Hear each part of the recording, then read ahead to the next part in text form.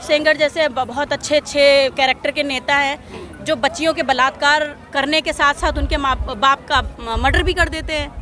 तो ये वो 2 साल की या 3 साल की बच्ची कौन सी साड़ी पहन के निकले और कौन सा नकाब ओढ़ के निकले।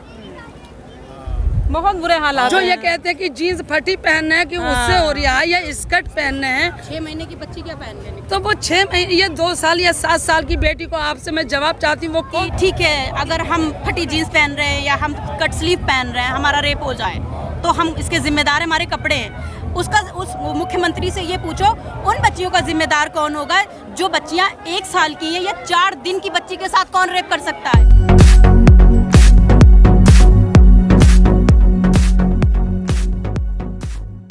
तरह से क्या यूपी में आप देख लीजिए, यूपी में मैं अराउंड है, यूपी की बात अगर करें, यूपी में 20 दिन में 4 रेप केस होते, आप ये देख लीजिए।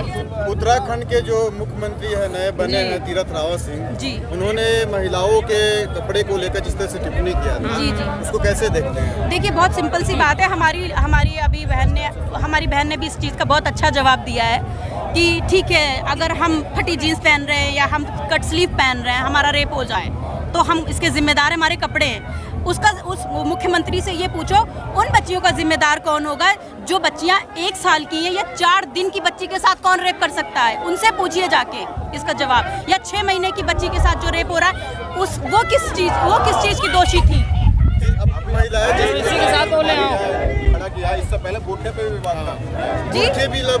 देखिए मैं 3 तलाक, देखिए मैं एक बात कहना चाहूँगी, मैं चाहे वो 3 तलाक हो, चाहे वो बोरखा हो, चाहे वो लव एंड जिहाद हो, ये सब इंसान का एक अपना निजी मामला है। मुझे ऐसा लगता है इसमें सरकार को कोई ऐसा नहीं करना चाहिए। देखिए ये चाहे कानून है, कानून भी भाई लिव इन रिलेशनशिप का हमारी कोर्ट ने क्यों जारी किया। जिसकी मर्जी चाहे वो रहे एक दूसरे के साथ, जिसकी मर्जी नहीं चाह रही वो ना रहे। बिल्कुल भी नहीं करती, मैं क्यों करूँ, बिल्कुल नहीं करती, हम नहीं करते।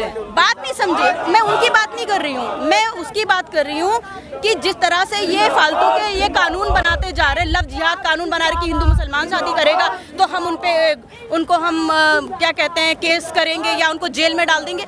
ये तो आपसी सहमति है, एक दूसरे का दिल, एक दूसरे का रिश्ता है। जिसको अंडरस्टैंडिंग है वो अपनी अंडरस्टैंडिंग से निभा रहा है, कर रहा है। तो मैं ये चाहती हूँ कि बेतुके क्या कहते हैं कानून को ना बना के हमारी देश में किस चीज़ की उन्नति होनी चाहिए उस पर वो काम करे। मेरी उनसे ये विनती है, बस मैं ये चाहती हूँ। दूसरा एक बयान देते हैं कि जिनको 2 बच्चे थे उनको 10 केजी राशन मिले और जिनके 20 बच्चे थे उनको 1 क्विंटल राशन मिले। तो उस पर मैं ये कहना चाहूँगी कि सिंपल सी बात है, जो भूखा है उसको पहले राशन मिले, चाहे वो 10 हो चाहे वो 2। मैं उसको पहले राशन, मैं अपने घर का खाना उसको पहले खिलाऊंगी जो भूखा हो, जिसको ज़रूरत होगी। बस हम एक्चुअली में शहीद दिवस को ही सेलिब्रेट करने आए हैं यहाँ पर, और हम 5-6 लोग हैं और हमें बहुत अच्छा लगा यहाँ आके पता चला, जो कि बहुत डिटेल में भी हमें मालूम चला भगत सिंह जी के बारे में कि उन्होंने किस तरह से लड़ाइयाँ लड़ी और क्या क्या किया। तो वो चीज़ एक नॉलेज मिली, उससे बहुत अच्छा लगा। और जिस तरह उन्होंने कुर्बानी दी, शहीद हुए देश के लिए, तो उनकी ये शहादत रायगा नहीं जानी चाहिए।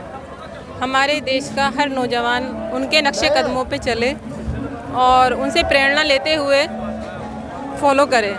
देश के लिए क्या करना है, कैसे करना है, ये बहुत ज़रूरी है। आज किसान को लगातार आंदोलन चलते हुए 3 महीने प्लस हो चुके हैं, इसको कैसे देखते हैं आप?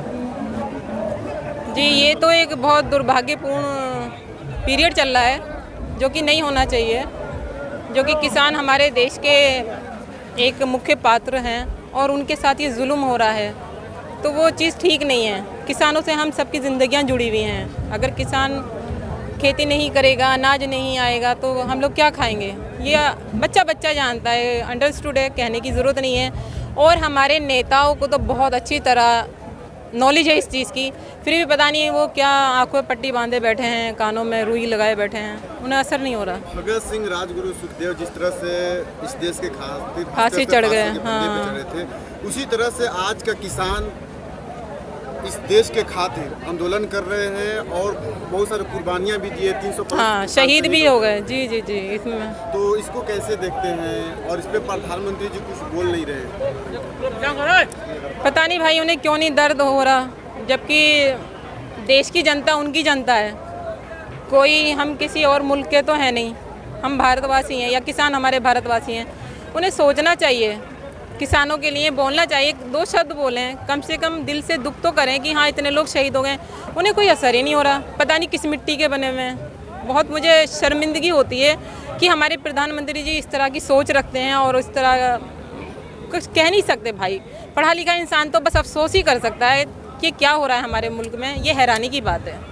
आप भगत सिंह की तस्वीर लगाई है, क्या कहना चाहेंगे? आज से 90 साल पहले हमारे भगत सिंह, जिनकी उम्र 23 साल थी, 23 साल की उम्र में एक युवा उम्र होती है और ज़िंदगी जीने की उमंग होती है। उस उम्र में हमें एक ज़िंदगी जीना है, बहुत कुछ चाहते, बहुत कुछ उमंगें होती हैं, लेकिन वो उस तरफ रुख ना करके उन्होंने हमारे देश के लिए बस इतना ही सोचा था कि मेरी शहादत सिर्फ एक मेरे शहीद होने से या सुखदेव और जिस तरह से राजगुरु जी ने अपनी शहादत दी, उनका मकसद ये था कि हमारी शहादत से आने वाली पीढ़ी, जिस तरह से अंग्रेज़ों के शासन में ये गुलाम बनाना चाहते हैं, आगे आने वाली पीढ़ी हमारी ना तो गोरे अंग्रेज़ों की गुलाम बने और ना ही काले अंग्रेज़ों की गुलाम बने। वो हमारे और आप जैसे युवाओं को एक मैसेज दे के गए कि हमें किसी की गुलामी नहीं करनी है। हमारा देश एक सुंदर चिड़िया की तरह ऐसे ही लहलहाता रहे और खुशहाली की तरफ, उन्नति की तरफ जाए। लेकिन बहुत अफसोस हो रहा है जिस तरह से हमारे देश के हालात हम देख रहे हैं कि हमारे कभी युवा, कभी किसान, हर इंसान रोड पे आ रहा है, अपनी अपनी मांगों को रख रहा है, जो उसका अपना सार्वजनिक अधिकार है, जिसको कहते हैं ना, हमारा संविधान हमें इस चीज़ की इजाज़त देता है। लेकिन हमारी इन चीज़ों को सरकार सुनना क्यों नहीं चाहती? क्यों नहीं वो समझ रही है कि अगर मुझे भूख नहीं लगी है तो नहीं लगी है ना, आप मुझे ज़बरदस्ती खाना खिलाओगे तो मुझे डिहाइड्रेशन हो जाएगा। क्यों खिलाना चाह रहे हो मुझे ज़बरदस्ती खाना? मुझे नहीं खाना, जब भूख लगेगी तब खा लेंगे, तब हम बात कर लेंगे, हम आपसे मांग लेंगे। प्रधानमंत्री का मकसद क्या होता है? प्रधान क्या होता है? बिल्कुल, प्रधान एक उसी तरह से एक चीज़ होता है जिस तरह से एक परिवार का एक मुखिया प्रधान होता है, और वो मुखिया अगर अपने परिवार को हर तरीके से सही लेके चलेगा, उस तरीके से तो उसका परिवार हमेशा उन्नति की ओर जाएगा। अगर मुखिया अपने परिवार को अच्छे से नहीं मोल्ड कर पाएगा तो वो परिवार बिखर जाएगा। ठीक वही सेम चीज़ हमारे प्रधानमंत्री हमारे देश के साथ कर रहे हैं। आज आप ये देखिए, हमारे जिस्म की जिस तरह से हमारी रीढ़ की हड्डी अगर बेकार हो जाए तो हमारा पूरा जिस्म बेकार बिस्तर पे पड़ जाएगा। उसी तरीके से हमारे किसान भाइयों की, उनका क्या दोष है? और लोग ये कहते हैं उनको किसी संगठन ने बलगला दिया, उनको किसी ने ये कर दिया किसानों को।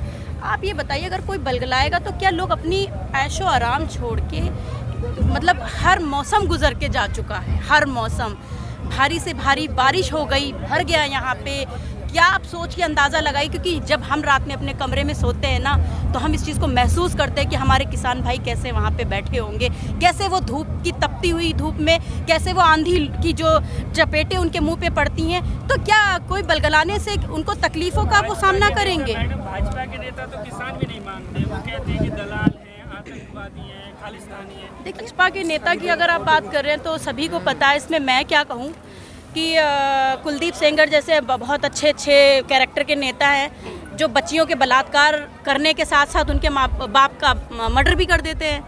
तो भाजपा में किस किस तरह के लोग हैं, कोई बलात्कारी है तो कोई तिहाड़ी है तो कोई गुंडा है। तो ये आपको सभी पता है कि हमारी आज के टाइम पे हमारी सरकार, हाँ मतलब वही चीज़ें हैं, हमारी सरकार किन हाथों में। तो आज हमारे युवाओं को आगे आना होगा, चाहे वो कितना भी दबा लें। यूनिवर्सिटी में बच्चों को जेलों में भरा जा रहा है, बुरी तरीके से उनको प्रताड़ित किया जा रहा है, मारा जा रहा है, उनको कुचला जा रहा है। क्यों? क्योंकि वो आवाज़ ना उठा सके। तो हमारी पढ़ाई का फ़ायदा क्या है? हम क्यों इतनी मोटी मोटी किताबें 18-18 घंटे पढ़ते हैं? किसी की नौकरी करने के लिए? बस वो जैसे चाहे हमें वैसे घुमाते रहें? नहीं, हमें हमारे अधिकारों के लिए और हमें हमारी सच्चाई के लिए हमेशा खड़े रहना चाहिए। मैडम, आपको क्या लगता है, आज शहीदी दिवस है, किस तरह से देखनी है देश के हालातों के लिए? अभी शहीद भगत सिंह राजगुरु ने इस देश को आज़ादी के लिए अपने जान जो है न्यौछावर कर दिए थे। उन्होंने तो हमें देश की आज़ादी दी थी, मगर जिनके हाथों अब देश गया है ना, वो बदतर है। इस टाइम आप भी देख रहे हैं, हम भी देख रहे हैं, सब क्या एक कठपुतली बने हुए हैं, अपने हक के लिए लड़ नहीं सकते, हक मिल नहीं पा रहा है। जो किसान, जो हमारी रीढ़ की हड्डी हैं, जो सब कुछ राशन से लेके सब चीज़ हमें मिलता है, जब गरीब को मिलता है वो उनके लिए क्या हो रहा है। वो आज 3 महीने से ऊपर हो गए बैठे हैं, उनके लिए क्या है। हमारे प्रधानमंत्री जो प्रजा का कौन होता है, प्रधानमंत्री जी जो हैं राजा है। राजा की क्या होती है कि अपनी प्रजा को देखना। जब राजा को कोई तकलीफ ही नहीं है, प्रजा क्या कर रही है, भूखों से तड़प रही है, क्या हो रही है, आठवाड़ी या उनके यहाँ कोई बच्चा होता है उसकी तो वो शुभकामना उनको देने पहुँचते हैं, मगर कोई आज किसान भाइयों के लिए इतनी जाड़ों में भी उसमें 300 लोग शहीद भी हो गए, मगर आज तक उनके मुंह से एक लफ्ज़ नहीं निकला है। आज वो बंगाल को उसको तो वो सोने की चिड़िया बनाने जा रहे हैं। आज अपना जो चिड़िया है उसको उजाड़ दिया है। तो ये क्या है, मैं क्या कहना चाहूँगी, बस जागरूक होना है। जो पढ़े लिखे हैं उनको एजुकेशन को आगे बढ़ाया नहीं जा रहा, क्योंकि जब बच्चा पढ़ेगा तो उसको पता चलेगा कि हमारा हक क्या है और हमें क्या सही है और क्या बुरा है।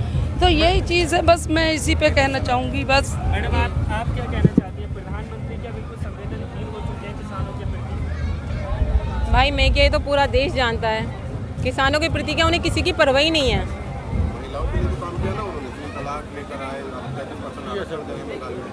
आप ये देखिए क्या 33% आरक्षण दे रहे हैं, वो कुछ भी बोल देते हैं, कभी पूरा करते हैं? वो सारी चीजें नहीं, 3 तलाक का तो एक प्लानिंग थी उनकी, वो उन्होंने कर दिया बस। क्या हमारे धर्म में हमें नहीं पता कि हमें कितनी सिक्योरिटी मिली है? 3 तलाक का वो नहीं थी। अब भी जुल्म हो रहा है भाईजान, बताइए। हो सकता है जुल्म तो अब भी हो रहा है ना। कहाँ महिलाओं को सुख मिल रहा है? रेप हो रहे हैं, क्या कर रहे हैं रेपिस्ट के लिए? वो क्यों नहीं कुछ कानून बनाते, क्यों नहीं उन्हें फांसियाँ चढ़ाते? आप ये बताइए ना, महिलाओं को 3 तलाक पे कर दिया। बलात्कार होते हैं, ये बताइए वो 2 साल की या 3 साल की बच्ची कौन सी साड़ी पहन के निकले और कौन सा नकाब ओढ़ के निकले?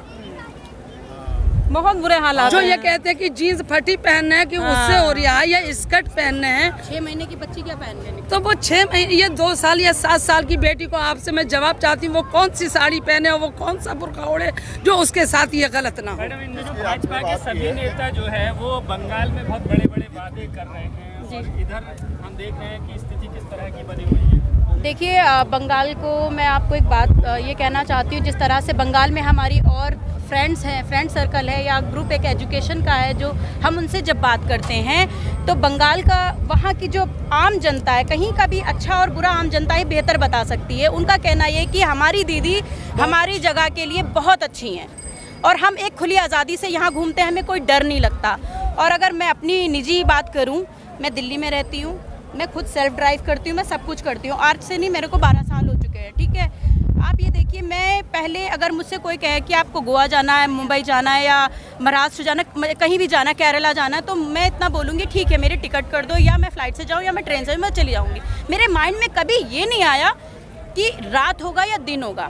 आज की डेट में मैं कहीं नहीं जा सकती, मुझे डर लगता है अकेले। अब मुझसे कोई पूछेगा क्यों लगता है, मैं नहीं कहती। फिलहाल आज की डेट में महिलाएं सेफ नहीं है दिल्ली में।